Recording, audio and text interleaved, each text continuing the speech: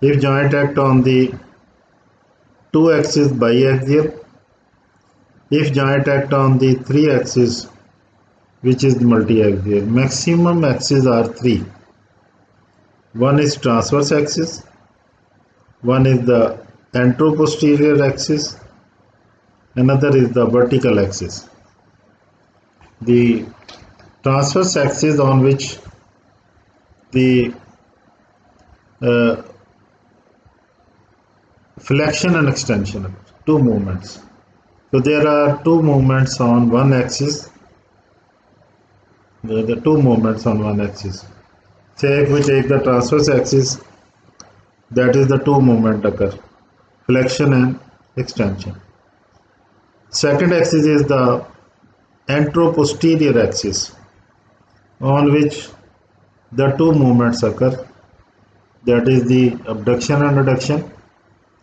Third axis which passes through the humerus, that is from the head of humerus through the shaft and center of the line joining the two epicondyles of the lower end of humerus.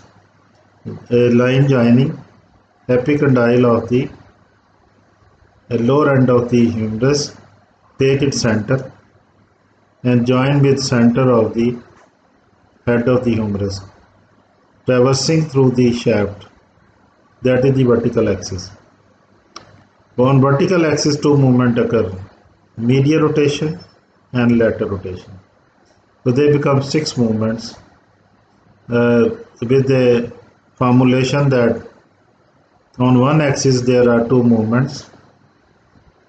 So because this joint act on three axes, so name is multi-axial and movement will be six, which means the two movements on one axis, two on transverse, flexion extension, two on AP axis, abduction adduction, two on vertical axis, medial and lateral rotation.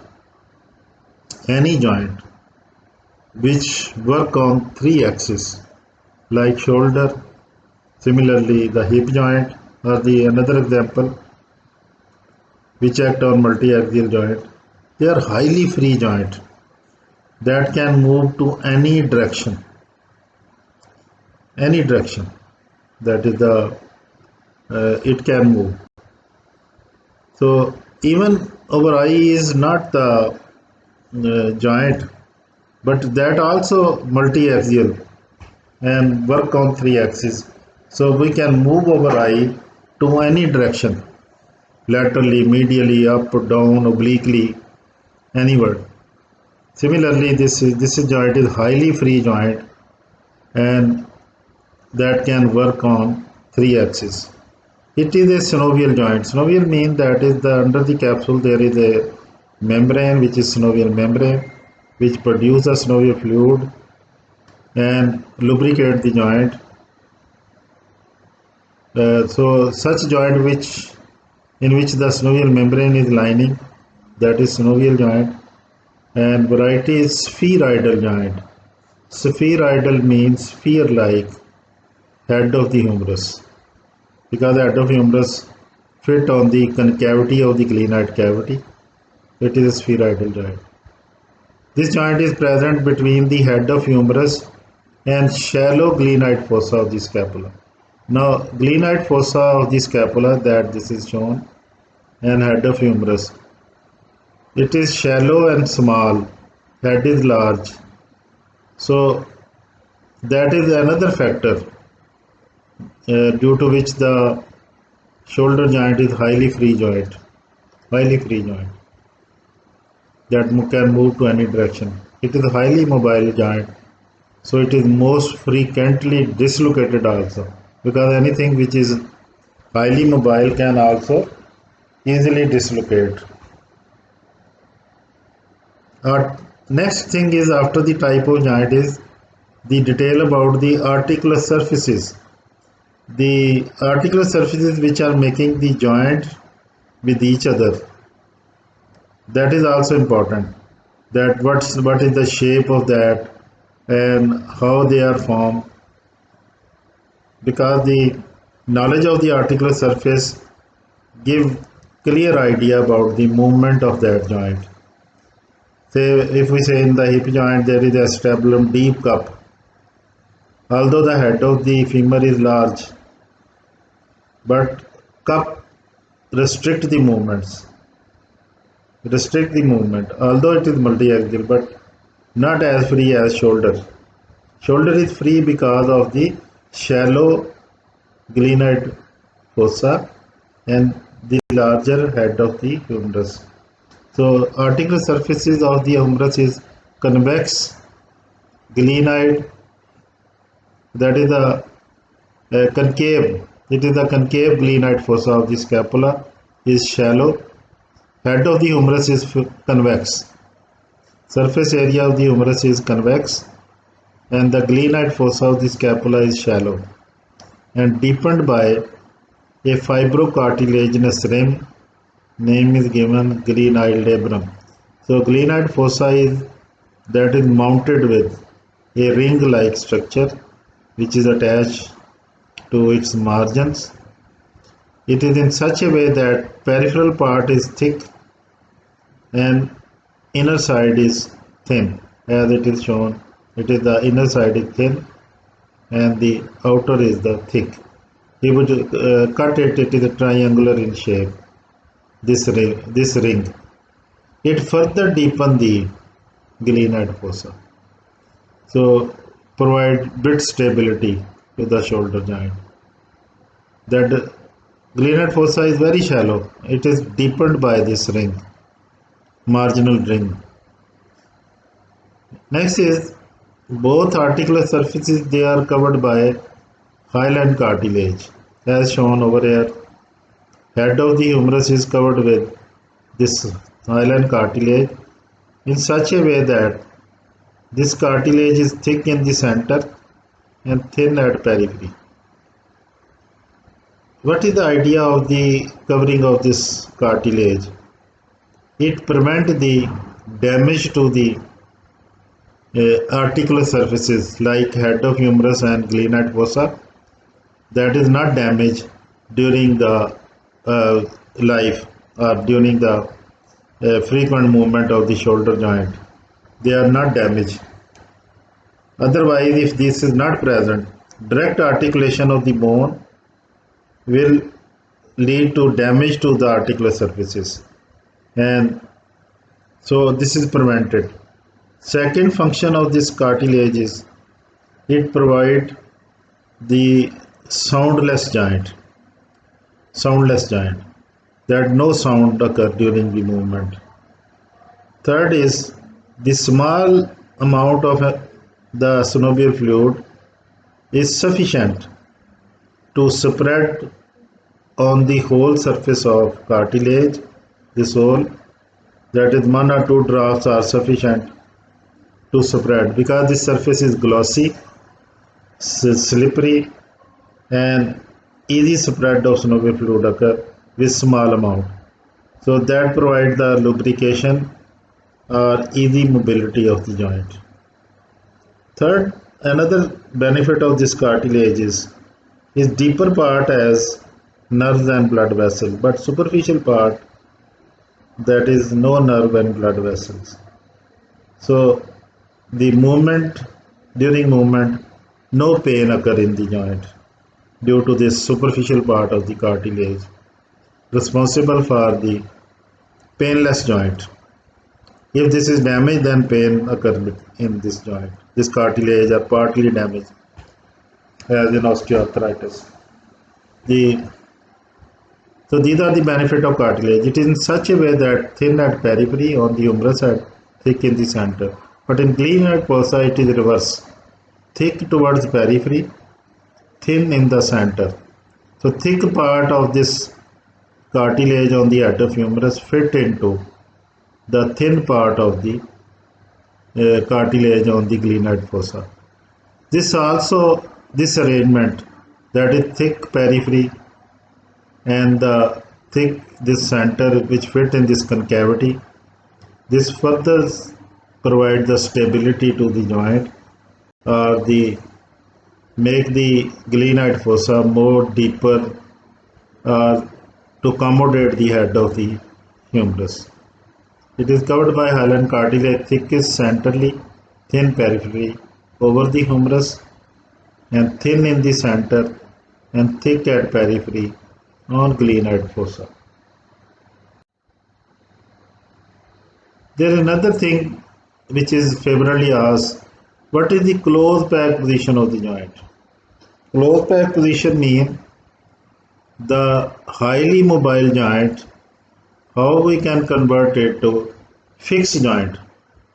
Say, unless we do not fix the joint,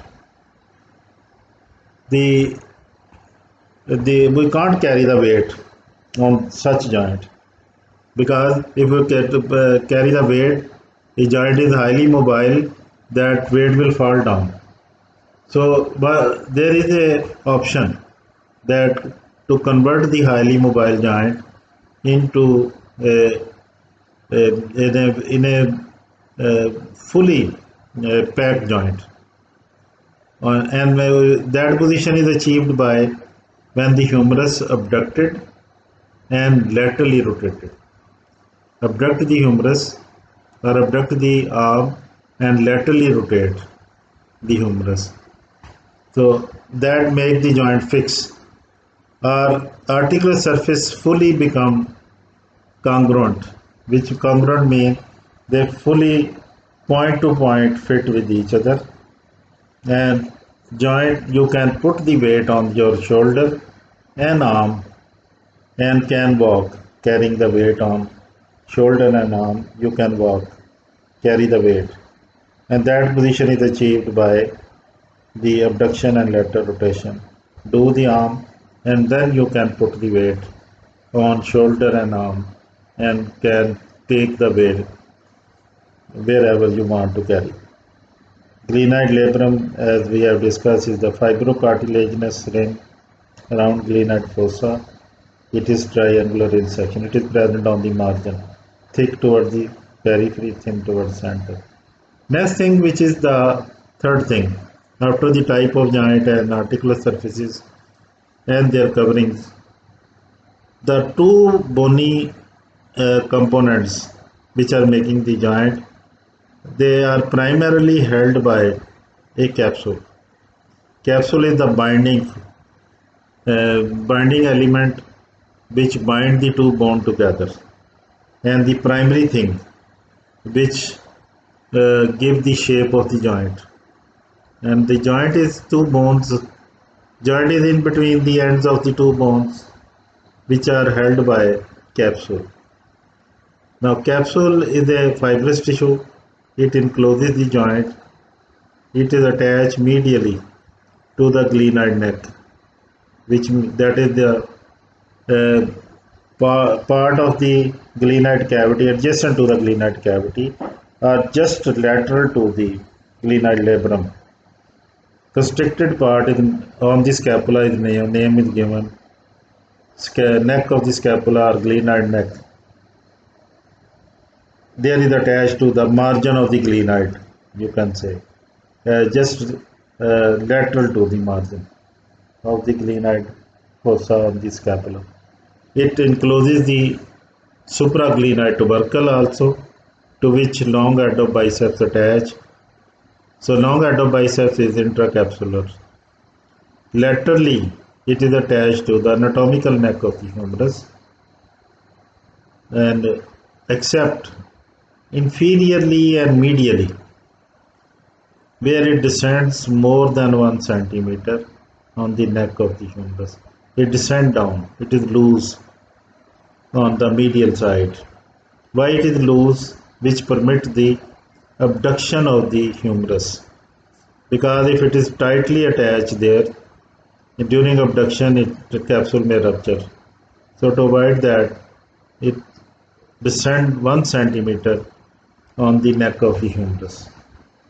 Now, fibrous capsule is not sufficient to keep the two bones together. That is not so strong to keep the two bones together. and it can easily rupture if we do any forceful work or apply the force on the joint. So what the nature has given is that capsule is strengthened by the ligaments. Ligament is thickening of the fibrous tissue outside the capsule. Ligaments are two types, intracapsular and extracapsular. The intracapsular you will study in the knee joint like cruciate, whereas the extracapsular ligament there are no intracapsular ligament in the shoulder joint. Ligaments they are further strengthened thickening of the capsule you can say at various places. The capsule is thickened where the stress on the capsule is more. So they strengthen the capsule ligaments. Three ligaments, glenohumeral ligament from the glenoid cavity to the humerus, from the coracohumeral ligament from the coracoid process to the humerus, and the transverse humeral ligament. There are three ligaments. Number one is the glenohumeral ligament. It has three parts, superior, middle, and inferior. It reinforces the capsule anteriorly and inferiorly as shown. This is the say anterior. This is the joint, and this side is the anterior side. So it cover it this capsule. It strengthen the capsule anteriorly and inferiorly, like this, outside the capsule. In this way, three bands that it is present in three bands, and that occupy this the anterior and inferior part of the capsule, which strengthened by the three components superior, middle, inferior. Superior glenohumeral ligament it passes from supraglenoid tubercle, which is present on the top of the glenoid fossa of the scapula, where the long biceps attach. Just anterior to the tubercle, this part arises. Just anterior to the glenoid tubercle, superior part, and it passes on to the tip of lesser tuberosity that is shown. This is the glenoid tubercle, and this is the lesser tuberosity. It passes like this. Middle glenohumeral ligament origin is anterior glenoid margin as shown. This is all is the anterior glenoid margin from where the fiber pass to the lesser tuberosity. Attached to the lesser tubercle deep to subscapularis, because the on the lesser tubercle there is attachment of the subscapularis. It is underneath that ligament. First it is attached, then the subscapularis is attached. Inferior glenohumeral ligament. So there are three shown: superior, middle, or inferior. Inferior origin is the middle and posterior side of the glenoid. That is this is the middle and posterior side, which means inferior and small part of the posterior of the glenoid. Superior from the supraglenoid tubercle. Middle is from the interior margin of the glenoid fossa, and from the inferior and small inferior part arises. Posterior side of the glenoid to the anterior medial aspect of the neck of humerus. So inferior part attached to the anterior and medial side of the neck of the humerus. Coracohumeral ligament, base of the coracoid process, where it is attached to the superior border of scapula, coracoid. There, from that junction, the dorsolateral base of the coracoid process extend on two bands which blend with the capsule and attached to the greater and lesser tubercle both. Transverse humeral ligament is the broad band passes between the humerus tubercles between the lesser and greater tuberosity, as shown. This is the lesser tuberosity, greater tuberosity, and The intertubercular groove, which is present in between the two, it is bridged by small transverse ligament. It doesn't support the joint, but it reinforces the power of the long biceps. Long biceps that take power by this ligament. So it connects the intertubercular sulcus into a canal. It converts intertubercular sulcus into a canal. The after the ligament, another thing which is asked in the SCQ is the bursae around the shoulder joint. What are the bursae? These are the small sacs filled with synovial fluid, which provide the where they are present where there is a danger of the friction rub.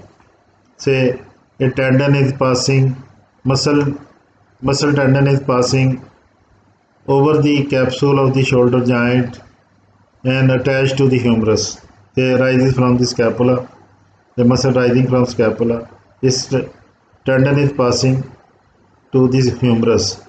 When it will pass to the humerus, obviously it will cross the capsule of the shoulder joint. So there is a danger that by the movements the tendon may cause the rupture of the capsule by movement. So to avoid that, underneath is the cushion is provided or bursa is provided between the capsule and that tendon to avoid the friction rub between the tendon and the capsule.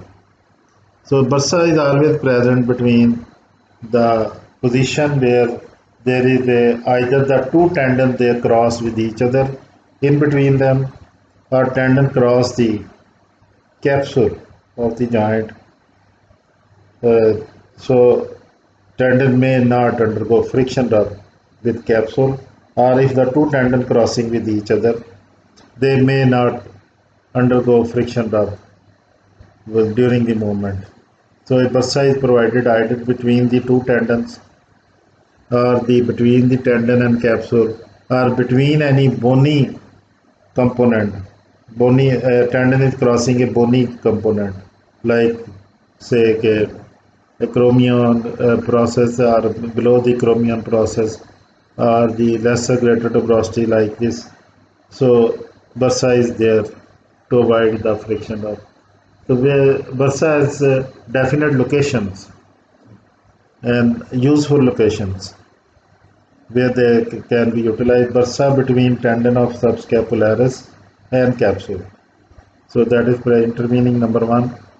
Number two, on the superior acromial aspect, on the superior aspect of the acromion, between the coracoid process and the capsule, between the teres major and long triceps, anterior and posterior to the tendon of the latissimus dorsi. Six is the subacromial bursa below the acromion, between the deltoid and capsule, deltoid muscle and capsule, between the coracoacromial ligament and supraspinatus, the supraspinatus top muscle, which come in contact with the coracoacromial ligament during movement. So to avoid friction, bursa is intervening between the two. And seven is the between the tendon of infraspinatus and capsule. So this is a favorably asked many times. Name the bursae around the shoulder joint in written SCQ. You know whole joint, but if you don't study the bursa, then that may be only asked. Name the bursae around the shoulder joint. So one should keep it in view that this component can be also asked. The blood supply anterior posterior circumflex humeral arteries, suprascapular artery and circumflex scapular. That is the superior part of the superior and inferior whole. This is supplied by subscapular nerve. If we divide the capsule into superior, inferior, anterior and posterior part, superior is supplied posterior half plus posterior side, whole of the capsule, posterior side and superiorly posterior half, both are supplied by the subscapular nerve. Similarly, anterior half of the superior and upper half of the anterior, upper half of anterior and anterior half of the superior by the this la- lateral pectoral nerve, lower half of the anterior and whole of the inferior part of the capsule supplied by axilla. So this is the way that the nerve is supplying posterior side by subscapular and divide the superior capsule into anterior half and posterior half by subscapular. Similarly, anterior half by the lateral pectoral and the inferior by the axillary, whereas anterior is divisible into two, upper and lower half. Upper half is by lateral pectoral, lower half is by axillary. The movement of the glenohumeral joint flexion, extension. This occurs at transverse axis which is perpendicular to the glenoid fossa. This axis is fall perpendicular to the glenoid fossa, on which two movements occur, flexion, extension. Anteroposterior axis is parallel to the glenoid fossa and right angle to the transverse axis, like this. So this is the transverse axis which fall to the this glenoid fossa perpendicular. Right angle to this is the AP axis, anteroposterior axis, but it is parallel to the glenoid fossa. Vertical axis passes through the head of humerus to the lower end of humerus, where line joining two epicondyle take its center. To the center of that line from the center of the head, traversing down is vertical axis. Two movements occur, lateral rotation, medial rotation. Combination of all these movements, 7 movement is circumduction. Flexion. Flexion is the movement in which two ventral surfaces come in contact, that is that come in contact, like say ventral surface of the forearm, ventral surface of the arm, that come in contact with each other. We say this is a flexion at elbow, and are the two surfaces approximate to each other, come near to each other, like in extension, in which the dorsal surface of the forearm, dorsal surface of the arm, they come near to each other but does not contact with each other. In extension of the elbow, that is a good example. So approximate, we use the word if the two dorsal surfaces are come in contact with each other, that is the extension. Approximate. So in elbow, what we say, the extension, in extension surfaces approximate, and in flexion they come in contact. As far as shoulder joint is concerned, in shoulder joint, so there are two options: either the surface come in contact two ventral or come near to each other, closer to each other. uh, that is the both our name is given flexion. Shoulder joint may, in every joint it is, you have to define the what is flexion. Shoulder joint flexion, the ventral surface of the arm and ventral surface of your chest or trunk come in contact with each other, that is known as flexion.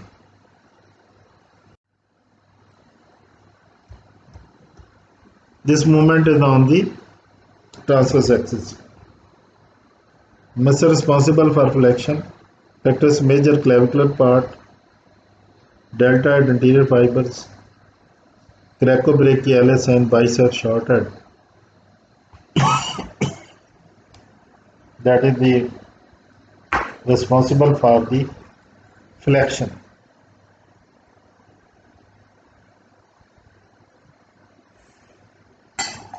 Next is the extension. It is the movement in which the two dorsal surfaces come in contact or approximate to each other. They come near to each other or come in contact. In shoulder, dorsal surface of the arm and dorsal surface of the chest or trunk. They come in contact with each other, not approximate, but rather contact with each other. Muscle responsible for extension is deltoid posterior fibers, teres major, latissimus dorsi, and pectoris major, sternocostal part.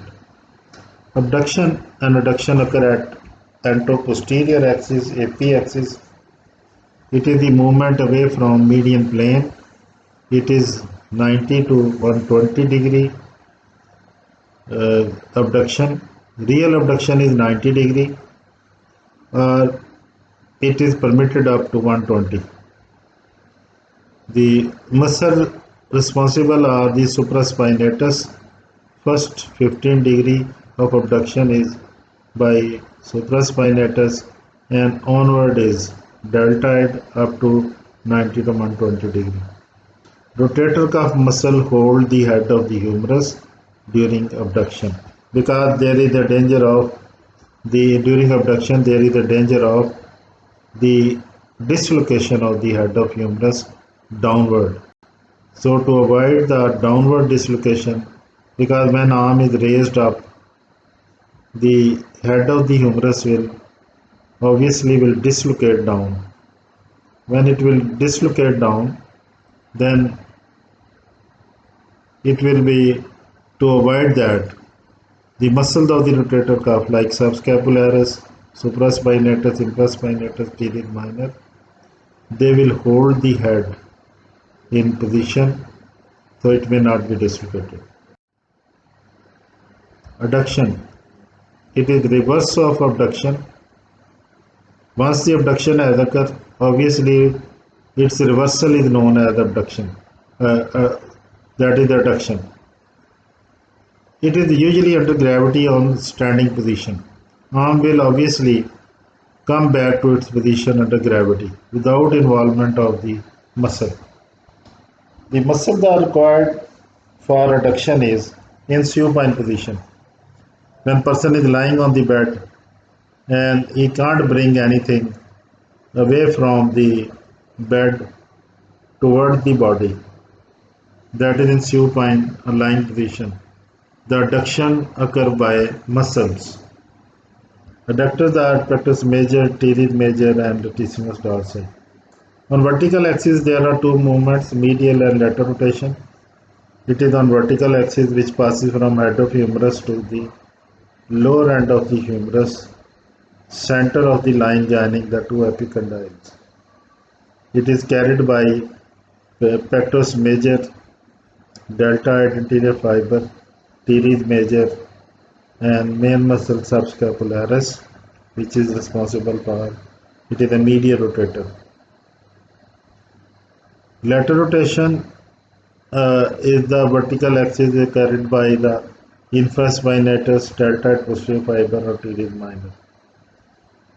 Shoulder joint is highly mobile joint. It is frequently dislocated more anteriorly. There is a chance of the dislocation.